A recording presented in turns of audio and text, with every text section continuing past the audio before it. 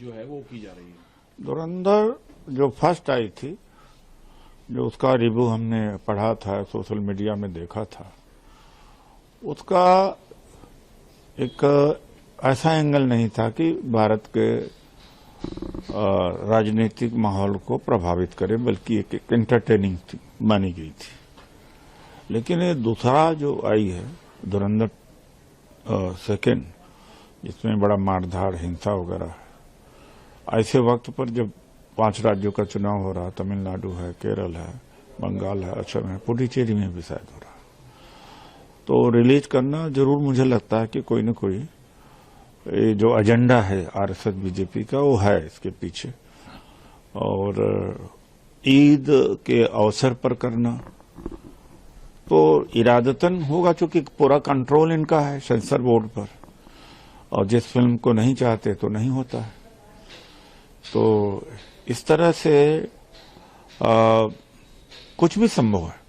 इन्हें तो देश से कोई मतलब नहीं, विकास से कोई मतलब, हारमोनी से कोई मतलब नहीं, चुनाव जीतना है, रूथलेसली चुनाव जीतना है, चाहे जो हो।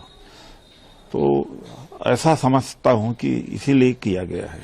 लेकिन कांग्रेस लीडर तारिक अनवर ने कहा कि भी है इसमें, ऐसा प्रतीत होता है, ऐसा लगता है कि किसी खास पार्टिकुलर कम्युनिटी को भी टारगेट किया जा रहा है। और नेचुरली वो तो स्वाभाविक है। मैंने जब कम्युनल बात कहा जाए तो बीजेपी की बात आई तो टारगेट तो मुस्लिम ही होगा, और कौन होगा, माइनॉरिटी होगा। लेकिन सर फिल्म तो फिल्म होती है, फिल्म होती है। फिल्म में बहुत सारी थी, केरला 2 है और तमाम कश्मीर फाइल्स भी, बंगाल फाइल्स, एक इसलिए है फिल्म के माध्यम से मैसेज भी तो जाता है। आप खराब मैसेज भेजना चाहते हो, मनोरंजन का मैसेज भेजना चाहते हो, या शिक्षा, कोई चीज शिक्षा देना चाहता है, मोटिवेशन देना चाहता है, फिल्म में मैसेज तो होता ही है। तो आप किस दृष्टि से फिल्म को आपने बनाया है, प्रस्तुत किया, ये बहुत मैटर करता है। तो आपको ऐसा लगता है कि ईद का जो त्योहार है उससे पहले या उस दौरान इस फिल्म का रिलीज करना जो है खास किसी पार्टिकुलर ऑब्जेक्टिव को, बहुत संभावना है इस तरह का, क्योंकि इनका जो चुनाव के एजेंडा ही इनका मेन यही है। नहीं तो अभी क्या है, वहां पर बाबरी मस्जिद बनवा रहे थे लोग, वो तो बीजेपी का ही गेम है।